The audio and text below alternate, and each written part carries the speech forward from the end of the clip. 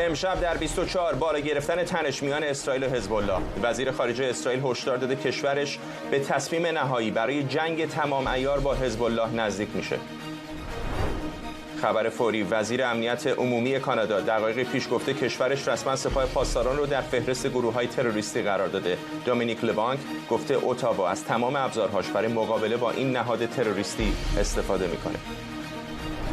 ساخت و ساز در تأسیسات هسته‌ای زیرزمینی فوردو برای نصب 1400 سانتریفیوژ جدید. واشنگتن پست میگه توان تولید اورانیوم غنی شده این سایت تا 3 برابر افزایش پیدا میکنه. و انتشار اسناد جدید سیسمونی گیت در واکنش به اظهارات دختر محمد باقر قالیباف. خانواده قالیباف در بازگشت از سفر 2 سال پیش ترکیه 300 کیلو بار آورده بودند. از استودیوی ایران اینترنشنال این 24 است با فرداد فرهزاد.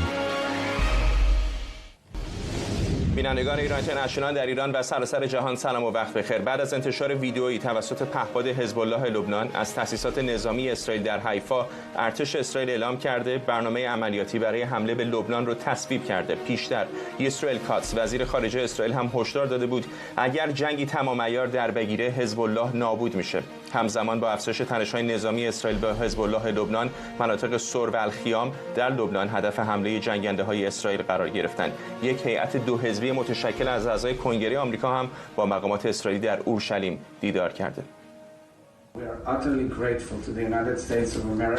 از آمریکا برای ایستادن در کنارمون در این جنگ سپاسگزاریم. از رئیس جمهوری این کشور خیلی متشکریم که در ابتدای جنگ با پیام روشنی از طرف مردم آمریکا اینجا بود. ما به حمایت 2 حزب با وجود اختلاف‌ها و درگیری‌ها در آمریکا احترام می‌ذاریم. به این واقعیت که ما اینجا در نبرد جهان آزاد علیه امپراتوری شر هستیم هم احترام می‌گذاریم. این کاریه که ما داریم انجام میدیم و به همین دلیله که باید با هم بمونیم و اگه موضوعی برای بحث و اختلاف داریم باید به آرامی درباره‌اش گفتگو کنیم. منشه امیر، کارشناس امور خاورمیانه از اورشلیم، و جابر رجبی، فعال تحلیلگر سیاسی به ما پیوستند. آقای امیر، بارها در همین برنامه در مورد این حرف زدیم که چقدر محتمل هست که واقعا بین اسرائیل و حزب الله، در واقع بین اسرائیل و لبنان، جنگی تمام عیار شکل بگیره. بسیاری از کارشناسان ما مردد بودن، ولی به نظر میرسه که واقعا داریم به اون لحظه صفر نزدیک میشیم. اینطور نیست؟ بله، کاملا درست میگید آقای فرداد. ما به لحظه ایکس نزدیک میشیم و دلیلش هم سخنرانی امشب حسن نصرالله در بیروت است. یکی از شدیدترین سخنرانی ها. نصرالله دیگه به قول اسرائیلی ها دستکش رو از دست در آورد و خیلی بی‌محابا گفتش که ما قادریم که شمال اسرائیل رو مورد حمله زمینی قرار بدیم و اونجا رو به تصرف خودمون در بیاریم. ما موشک‌ها و اقتدارهایی داریم که سراسر خاک اسرائیل رو هدف قرار بدیم و حتی به دولت قبرس هم هشدار داد که مبادا شما به ارتش اسرائیل اجازه بدید که امکان بدید که از خاک شما برای حمله به لبنان استفاده کنیم، ما شدیداً از شما انتقام خواهیم گرفت. این یک جنبه قضیه. جنبه دیگر قضیه این است که رئیس ستاد ارتش اسرائیل هرزی هلوی امروز از نواحی شمالی و مرز لبنان دیدن کرد و او هم به نصرالله هشدار داد که اگر بخواهد که به ادامه تعرض رو ادامه بده با واکنش شدید اسرائیل روبرو خواهد شد. الان همونطور که شما هم در خبر گفتید 2 تن از مقامات ارشد اسرائیلی، صخی هنگبی دبیر شورای عالی امنیت ملی اسرائیل که یک فرد بسیار با تجربه و با سابقه هست، همراه با ران درمر وزیر استراتژی اسرائیل که در گذشته سفیر اسرائیل در واشنگتن بوده، در واشنگتن به سر میبرند به مذاکراتشون با مقامات ارشد آمریکایی ادامه میدن. آمریکایی ها شدیداً فشار میارن که باید بیشترین کوشش رو کرد که جنگی به صورت جنگ تمام عیار در نیاد. احساس میشه که آقای آموس هوخشتاین در مأموریت خودش برای ایجاد نوع توافق بین حزب الله و اسرائیل چندان موفق نبوده. پرسشی که الان مقامات اسرائیلی با مقامات واشنگتن به صورت جدی و گسترده و با جزئیات در میان گذاشتن این است که آیا اگر اسرائیل یک جنگ تمام عیار رو علیه حزب الله در لبنان آغاز بکنه، حکومت ایران هم وارد صحنه خواهد شد و یا در کنار خواهد نشست. اضافه بکنیم که برخی از روزنامه‌های عربی در لبنان ادعا کرده بودند که طالبان هم حاضرن واحدهایی رو به لبنان بفرستن و اینها همه تب جنگ رو همونطور که شما هم گفتید بسیار بسیار بالا برده. آقای امیری اجازه بدید همین نکته رو که مطرح کردید از آقای رجبی بپرسم. چقدر فکر میکنید آقای رجبی اگر واقعا جنگ تمام عیار شکل بگیره که به نظر خیلی داریم بهش نزدیک میشیم، ایران هم پاش کشیده میشه به وسط؟ درود بیکران. فلسفه وجودی حزب الله اونه که اون اومده که جلو زن جمهوری اسلامی باشه، گفتم جلیقه ضد گلوله باشه برای جمهوری اسلامی که پای جمهوری اسلامی کشیده نشه، اما جمهوری اسلامی برای اون احتمالاً وارد مستقیم نمیشه، گرچه جمهوری اسلامی شاید از اون درگیری استفاده بکنه برای اینی که مثلا بره به سراغ هسته‌ای، بخواد موضوع حزب الله رو مثلا یک اهرم فشاری قرار بده تا اینی که بتونه یک ثمن معامله‌ای بشه برای موضوع هسته‌ای.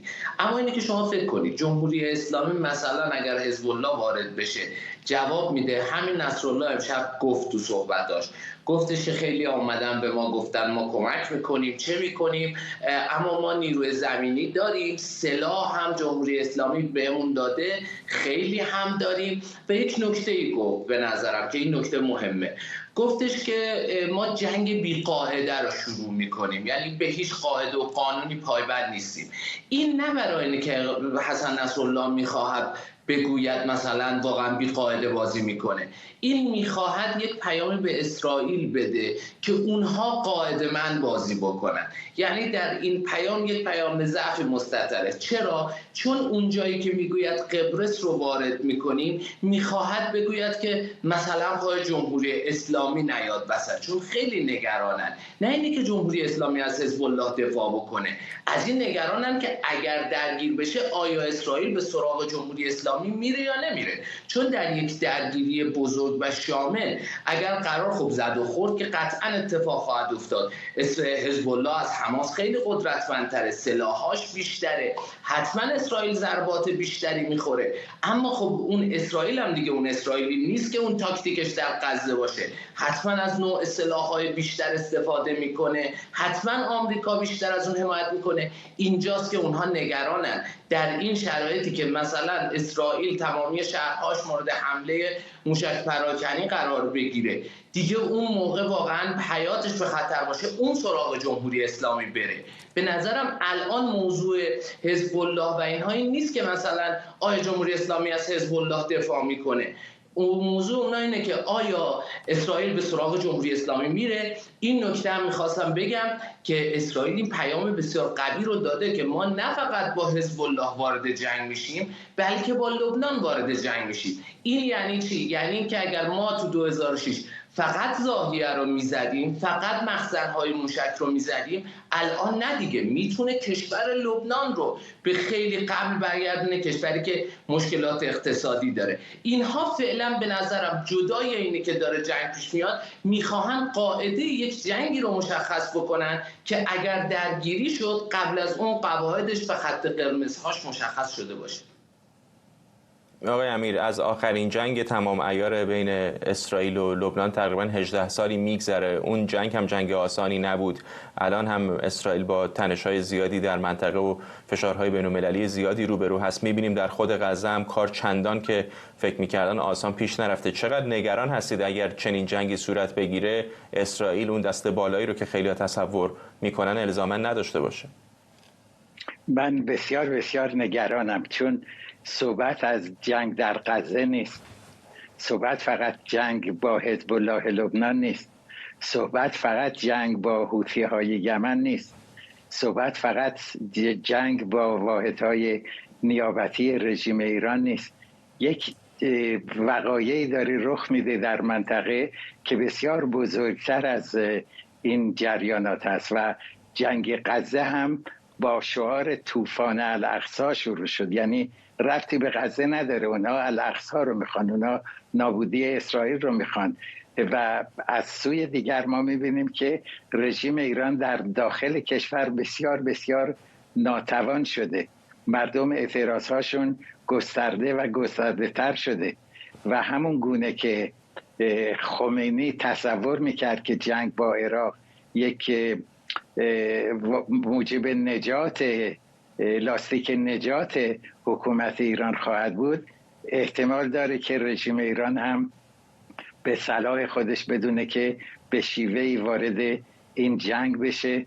به هر حال اگر اغراق نکنم این جنگ تمدن هاست که داره آغاز میشه، جنگ بین اسلام افراطی و فرهنگ غرب هست. در مورد غزه و لبنان تفاوتش رو یک اشاره کوتاه بکنم و اون این است که در غزه اسرائیل با جنگ زمینی و یه جنگ چریکی شبیه ویتکونگ در ویتنام روبرو بود و به نیروهای زمینی نیاز بسیار داشت و این در حالی که جنگ با حزب الله اگر رخ بده که امیدواریم رخ نده، جنگ موشکی یعنی قدرت کوبنده نیروی هوایی اسرائیل به ظهور خواهد رسید و خیلی آسون میتونه به اون هدفهایی که برای خودش تعیین میکنه برسه. در مورد سخنان امشب نصرالله که گفت ما میخواهیم که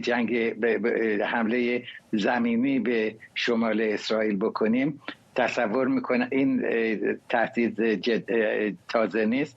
تصور میکنم که ارتش اسرائیل به همه تمهیدات لازم دست زده که جلوی اون رو بگیره. به هر حال اوضاع بسیار بسیار خطرناکه، بسیار خطرناک. آقای رجبی، چه حزب الله چه اسرائیل میتونن جرقه شروع این جنگ رو بزنن، ولی چقدر فکر میکنید که اگر جنگ شروع بشه هیچ کدام از طرفین، اسرائیل، حزب الله لبنان، جمهوری اسلامی، طرفای درگیر احتمالی دیگر میتونن مدیریت بکنن و بدونن پایانش کی خواهد بود؟ مقصودم این هستش که چقدر این ترس وجود داره که خیلی فراتر از یک جنگ محدود باقی بمونه.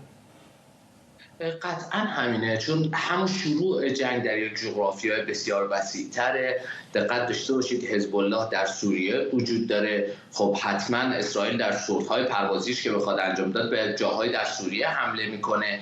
در شروع ماجرا احتمالاً جولان درگیر میشه، پس سوریه درگیر میشه، حوثی‌ها، یعنی اونها در جغرافیا وقتی بزرگتر میشه، در دریای مثلا قرمز و یا مثلا توی خلیج فارس وقتی درگیری بشه، پای آمریکا میاد وسط. اون موقع وقتی پای آمریکا میاد وسط، کشورهایی که آمریکا درش اونا پایگاه دارن، یک درگیری همه با همه اتفاق میفته. حالا اینجا بله نقش روسیه و چین خیلی مهم میشه. شاید جرقه جنگ زده بشه در یک مدتی، اما اگر روسیه و چین واقعا مثلا همکاری بکنن میشه در اوایل جنگ اون رو کنترل کرد. اما اون چیزی رو که حزب الله دنبالشه، یعنی سالهای سال آماده شده برای این روز. شما یادتون نره میلیاردها میلیارد دلار جمهوری اسلامی پول داده به حزب الله.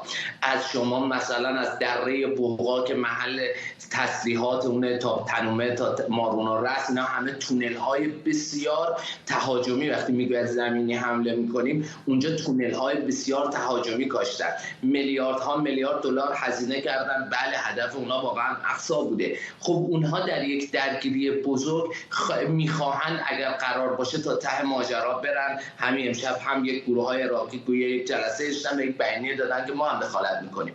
اما کی میتونه ترمز این طرف رو بکشه؟ در اون طرف خب اردوگاه اسرائیل، آمریکا وجود داره، کشورهای اروپایی وجود دارن که اول در کنار اسرائیل خواهند بود.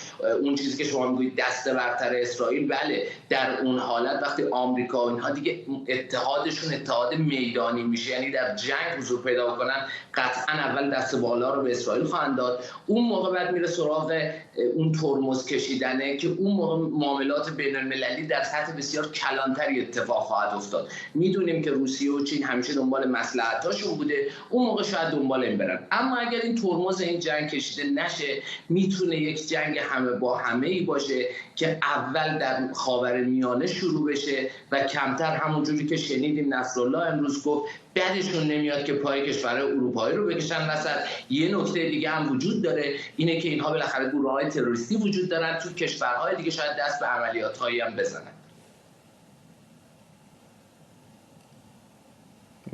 ممنونم از هر دوی شما. منشه امیر، کارشناس امور خاورمیانه از اورشلیم، و جابر رجبی، فعال و تحلیلگر سیاسی از با ما. خبری فوری داریم. دقایق پیش وزیر امنیت عمومی کانادا در یک نشست خبری اعلام کرد که دولت کشورش رسما سپاه پاسداران رو در فهرست گروه‌های تروریستی قرار داده. دومینیک لبانک گفته تروریست اعلام کردن سپاه در چارچوب قوانین کیفری این کشور صورت گرفته و کانادا از تمام ابزارهایی در اختیارش استفاده میکنه تا با این نهاد تروریستی به گفته او مقابله کنه. CBS نیوز پیشتر گزارش داده بود مذاکرات هنوز ادامه داره و جزئیات این تصمیم نهایی نشده. همکارم مهسا مرتضوی از تورنتو به ما پیوسته با جزئیات بیشتر. و همینطور حامد اسماعیلیون عضو خانواده‌های جانباختگان هواپیمای اوکراینی هم با ماست. عذرخواهی می‌کنم. من ادامه میدم. همونطوری که میدونی از ساعاتی پیش قرار گرفتن سپاه پاسداران در لیست گروه‌های تروریستی به خبر اول رسانه‌های فارسی زبان تبدیل شد. کانادا سال‌هاست که داره سعی میکنه که این کار رو انجام بده. از سال 2018 که برای اولین بار در مجلس عوام کانادا این لایحه رأی آورد و بعد از اون یک ماه پیش دوباره برای بار دوم با 327 رأی این لایحه تصویب شد و بعد از اینکه سرنگونی پرواز PS 752 اتفاق افتاد، فشار افکار عمومی و جامعه ایرانی کانادایی و همچنین احزاب از درون پارلمان کانادا باعث شد که این موضوع همچنان روی میز دولت کانادا باز بمونه. در آخرین اظهارات خودش در این مورد جاستین ترودو نخست وزیر کانادا در 4مین سالگرد سرنگونی پرواز PS 752 قول داده بود که اقداماتی مسئولانه در این زمینه انجام خواهد داد، اما چیزی که بازدارنده بوده تا به حال بر اساس ادعایی که حزب لیبرال میکنند این هستش که ممکن هست این تحریم ها و قرار گرفتن این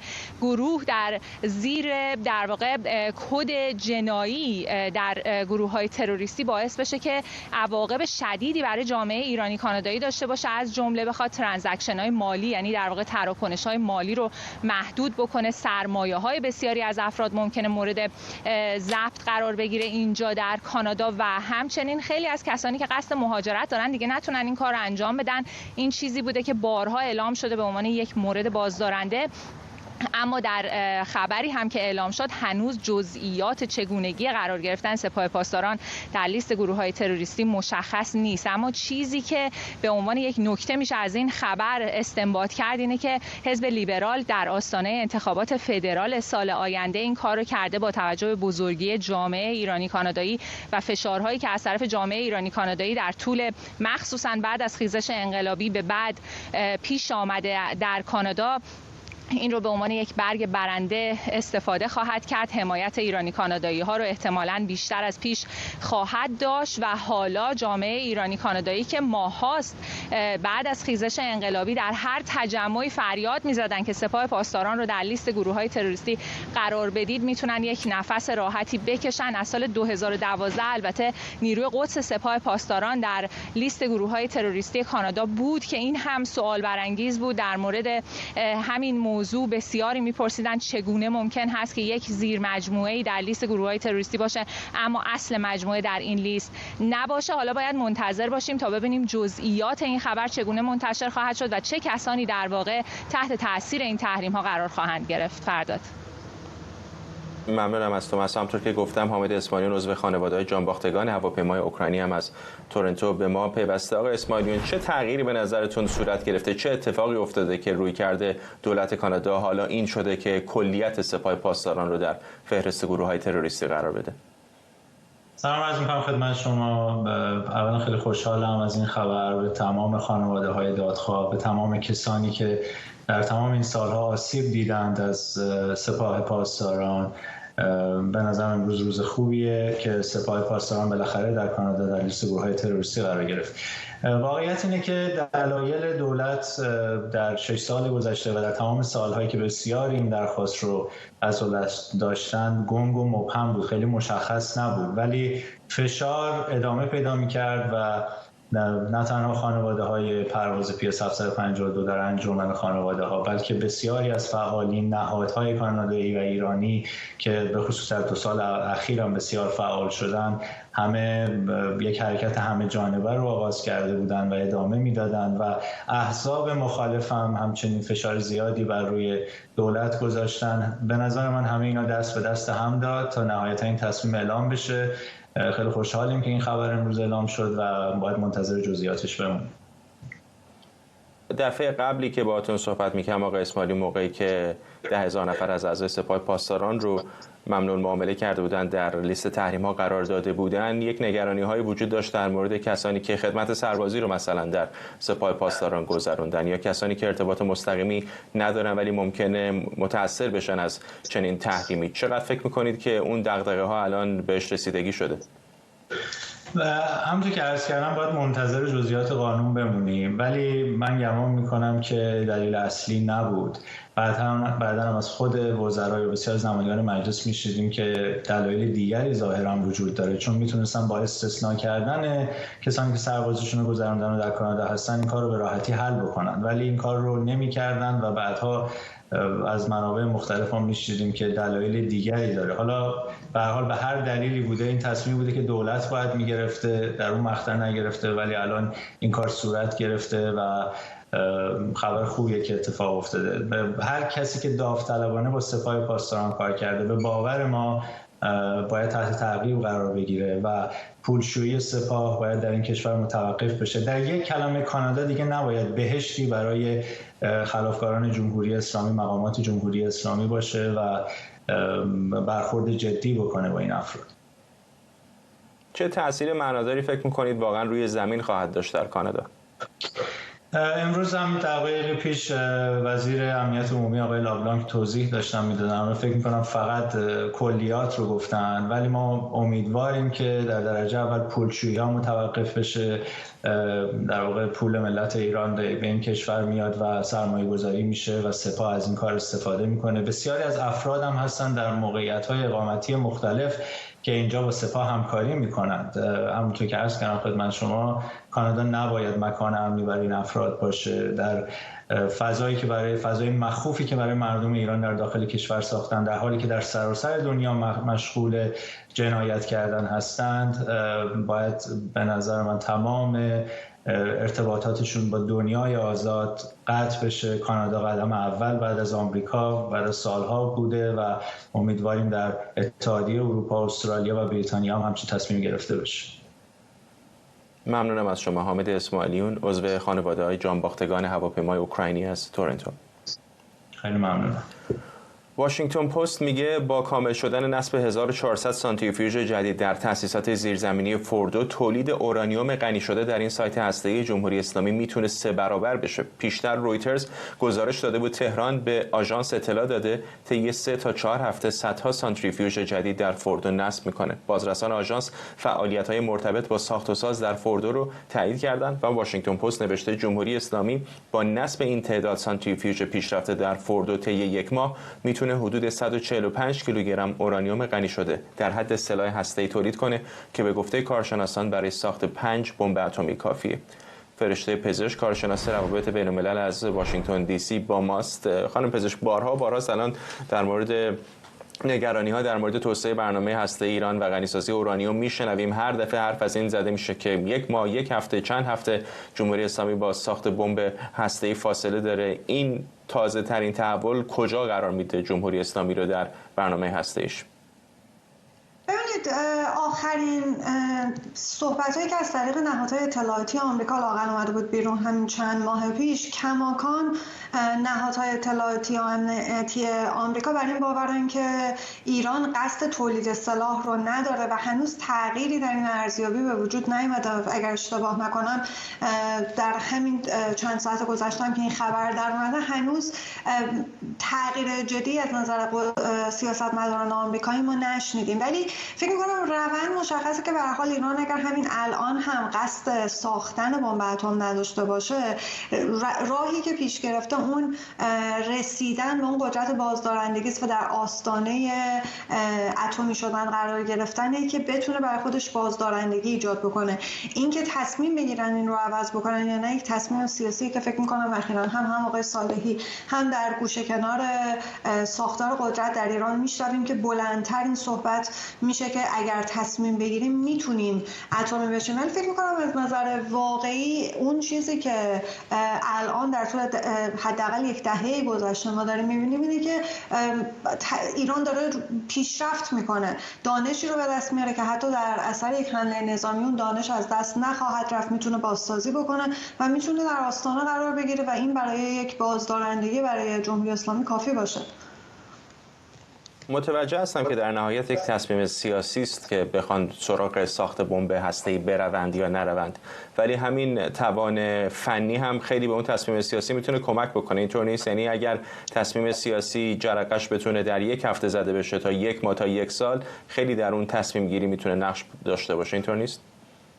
احتمالاً اینطوره، ولی در این حال این رو هم در نظر بگیریم که این درس‌های اطلاعاتی که در طول این سال‌های اخیر از ایران بیرون اومده و خب وضعیت اقتصادی ایران عملاً راه رو برای اینکه درز اطلاعات و نشر اطلاعات بیشتر باشه بیشتر باز کرده. بنابراین من فکر می‌کنم که این تصمیم‌ها و ارزیابی‌های نهادهای امنیتی فقط از روی برداشت‌هایی که ممکن است طریق اطلاعاتی که به دستشون دست چندم برسه نیست، احتمالاً منابع معتبرتری دارن.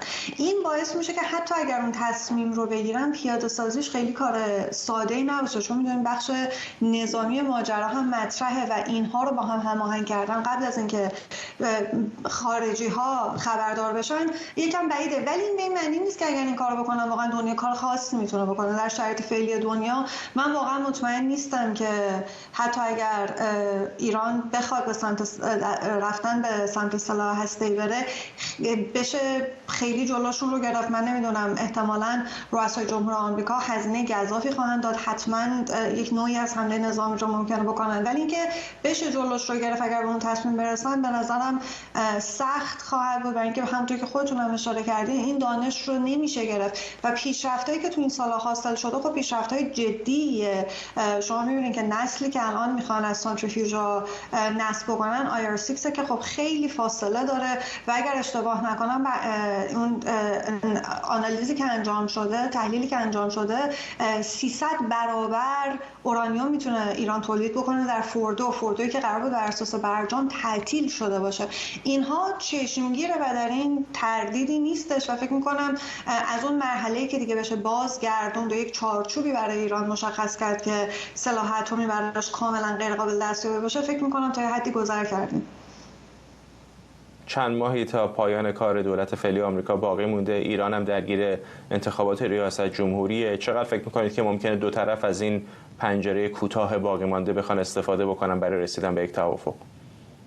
خیلی من حداقل در مورد ایران بعید میدونم. حتی اگر آقای بایدن میخواست که این کار رو بکنه و ارادهش رو میداشت و براش اهمیتی داشت که این اتفاق بیفته، من بعید میدونم که رهبر جمهوری اسلامی با توجه به پیشینه و سابقه و تجربه‌ای که از دونالد ترامپ وجود داره و احتمال بازگشتش به کاخ سفید بخواد هزینه یک توافقی که ایران رو در یک چارچوبی قرار بده و دستیابی‌های هسته‌ایش رو به عقب برگردونه و این اهرم فشاری که تا الان ساخته رو محدود بکنه، این کارها رو انجام بده که بعد در ژانویه سال 2025 ترامپی بیاد کاخ سفید که ممکنه همه اینها رو به هم بریزه.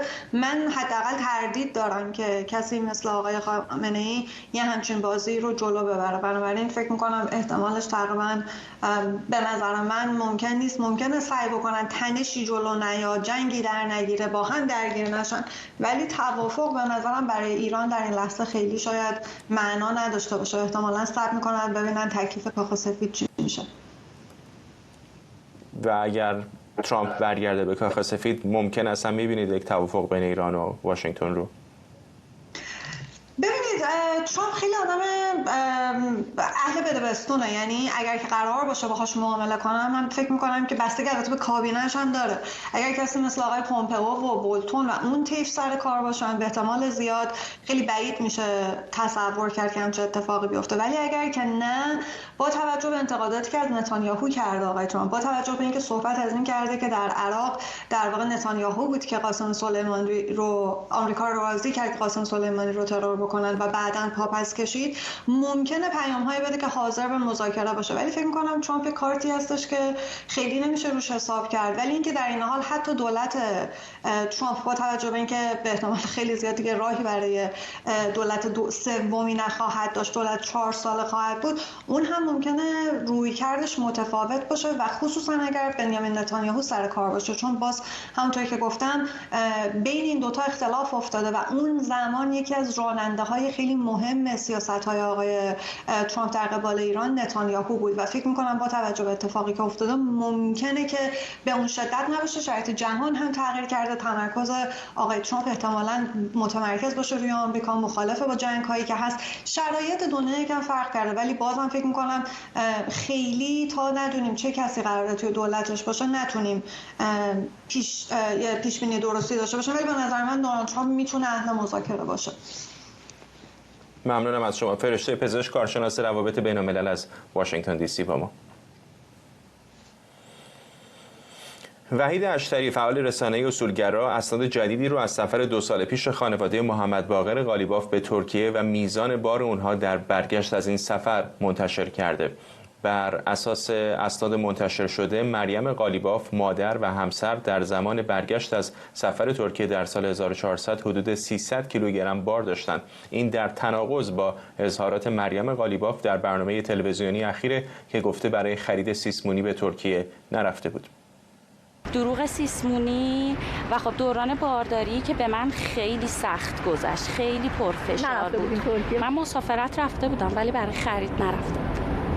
این سبک دروغا خیلی مخاطب دارن و من احساس میکنم که این دروغا به خاطر این گفته شد که توی هیچ حوزه‌ای شاید راجع به بابام نتونن حرفایی بزنن که اینطوری مشتری داشته باشه و خب حمله کردن به خانواده‌اش. همکارم شاهد علوی از واشنگتن دی سی به ما پیوسته. مطمئن نیستم شاید چقدر این مصاحبه کمک کرده به خانواده قالیباف. فرداد به نظر من که بدترش کرده، به این معنا که هم من دیدم واکنشایی که در شبکه‌های اجتماعی از جمله در اینستاگرام، توییتر و البته در گروه‌های مختلف در تلگرام دیدم، این بود که اون شیوه صحبت کردن مریم قالیباف دختر باقر قالیباف، تأکیدش رو بعضی از حرف‌ها، در واقع اون فیگورهایی که با صورتش در می آورد، احساس بدی در مخاطبان درست کرده. وقتی گفتن، یعنی از شیوه صحبت کردنش بگیرید که حس بدی به مخاطب منتقل کرده.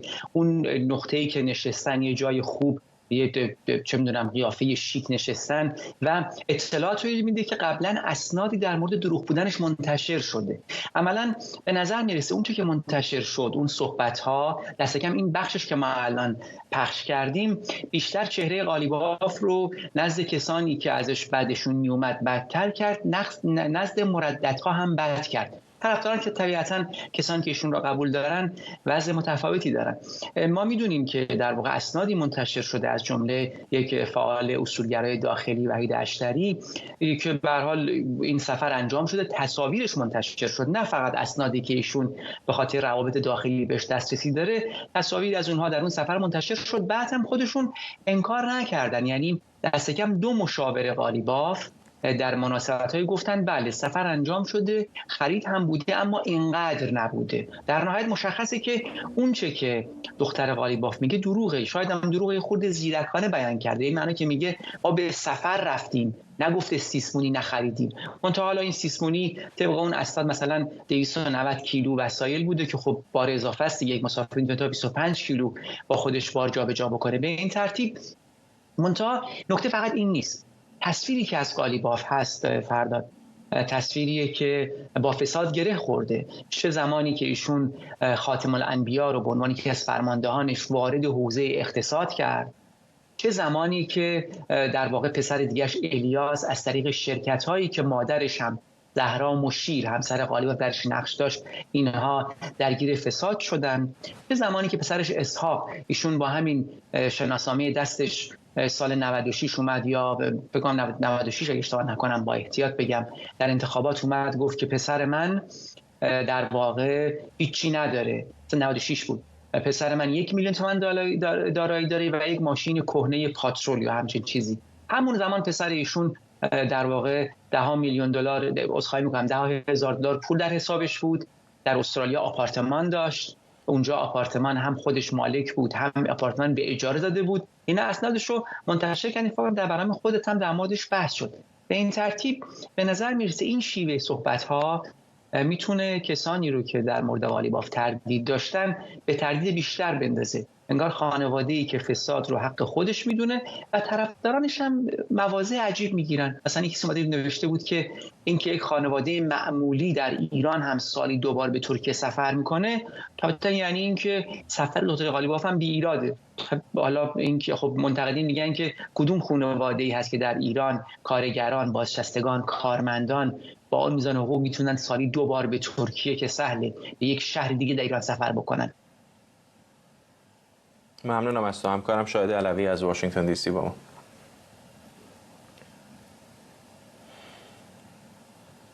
ترک غیرمنتظره محمد فاضلی از یک برنامه زنده صدا سیما که در اون برنامه مربوط به انتخابات بود به عنوان مشاور در کنار مسعود پزشکیان حاضر شده بود، واکنش‌های زیادی به همراه داشته. از نگاه برخی ناظران اقدام آقای فاضلی و ترک جلسه مناظره سوال برانگیز و غیر قابل قبول بوده.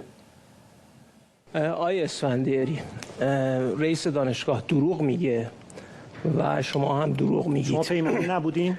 من پیمانی بودم. چطور سمت گرفتید؟ یه لحظه اجازه بده، گفتی جواب بده. به من تهمت دروغگویی زد. حالا بذار حرفشو بزنه. حق نداره تهمت دروغ بزنه. صبر کن حرفشو چون نمیدانید. چون نمیدانید. یا نبودی؟ چون نمیدانید. پیمانی بودی یا نبودی؟ من پیمانی بودم با مجوز هیئت امنای دانشگاه.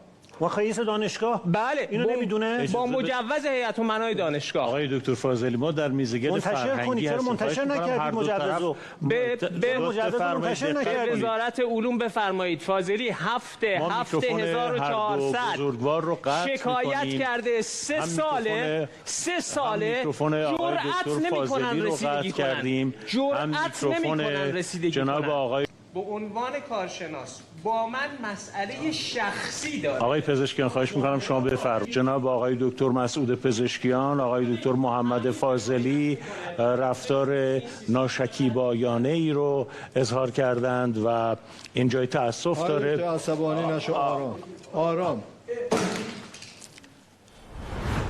علی افشاری تحلیلگر سیاسی از واشنگتن با ماست. آقای افشاری، بسیار واکنش‌ها زیاد بوده در این چند ساعت گذشته، از جمله خود شما در توییتر سابقه یا اکس دیدم نوشتید، نقل قول میکنم، بخشی از توییتتون میگه که یک پرسش از محمد فاضلی: شما که در واکنش به یک برخورد شخصی با خودت این چنین منقلب میشوی و زیر میز بازی انتخابات میزنی، چگونه انتظار داری کسانی که زندان رفتن، عزیز از دست دادند و در خیابانها به چشمشان شلیک شده خشمشان رو فرو بخورند و بنا به مصلحتی نامعلوم انتخاباتی را که معلوم نیست منفعتی برای آنها داشته باشد گرم کنند؟ بله، ببینید حال ما شاهد بودیم در مواجهه با برخورد شخصی که اون بازجو کارشناس انجام داد. فاضلی از اون نقشش در نمایش انتخاباتی خارج شد، به صورت نامتعارف خشمش رو نشون داد و من فکر نمی‌کنم این مبتنی بر یه برنامه‌ای از قبل بود. واقعا ناراحت شد و زد زیر میز بازی نمایش انتخاباتی. خب اینجا یک تناقضی رو ما می‌بینیم، یک تناقض بنیادی که خب همینجا فاضلی ناخواسته به نفع تحریم و عدم شرکت عمل کرد. خب چرا باید شما، چون یک پیشفرضی رو دعوت کنندگان به شرکت در رأی مطرح میکنم، من اون بخششون رو میگم که واقعا نیات خیرخواهانه دارم، میگن که ما باید برای مصلحت بزرگتر، مصلحتی که نامعلومه، بر مبنای تجربه آزموده شده عینی هم ابطال و بطلان ثابت شده، اما میگن ما برای اون مصلحت حالا مبهم، مصلحت موهوم، وعده نسیه، از اون رنج و درد و ظلم شخصی که ما رفته رو نادیده بگیریم و بریم دوره رأی بدیم تو انتخابات. خب شما یه نمونه شما اینجا دیدیم. خب این فردی که به حال میدونیم به حال الان نظام به حال یه میزانسینی رو در این انتخابات درست کرده، حالا تحمل در این حد بردن که فاضلی رو بردن تو تلویزیون اجازه دادن، اینم که امر طبیعی نیست. خب بعد از انتخابات که معلومه امثال اسفندیاری‌ها اینا نماینده نظام هستن، نماینده این ساختار قدرت هستن، چرا باید مردمانی که تحت تبعیضات گسترده‌ای هستن، این خشمی که فاضلی نشون داد نمونه کوچک خشمی است که هزاران دانشجو استاد در 45 سال گذشته به خاطر محرومیت از تحصیل، محرومیت از تدریس و تحقیق و مجبور شدن به خروج از کشور به حال دارن این خشم رو. خب اینجا هست که این تناقض بنیادین بیرون میزنه. یعنی ما اگر ذینفعان نظام رو کنار بگذاریم، چون یه بحث کلیدی هم اینجا مطرح هستش که آره طبق همین قانون جمهوری اسلامی آیا واقعا یک استاد پیمانی که هیئت علمی متعارف نیست میتونه سمت بگیره تو اون دانشگاه یا نه؟ حالا برخی میگن ظاهرا این میشه، ولی اینجا سوال هستش که آیا این جنبه فرمال قانون بوده یا یک ارفاقی به فاضلی داده شده؟ ببین یه بحث بسیار کلیدی هست، چون کثیری از این اساتید دانشگاهی که امروز حامی فاضلی هستن، اینها کسانی هستن که جزو فعالان انقلاب فرهنگی بودن و بعد هم امتیاز نظام به اینها داره، مثل خود آقای پزشکیان. اینها اومدن خارج از ضوابط عام و شایسته سالاری در یک انحصاری که بوده، رانتی که داده شده، استاد دانشگاه شدن و الان هم بخشی از اونها که خیلی به حال به دم این انتخابات میدمن از منظر زاویه شخصی خودشون میبینن، نه لزوما مصلحت همگانی.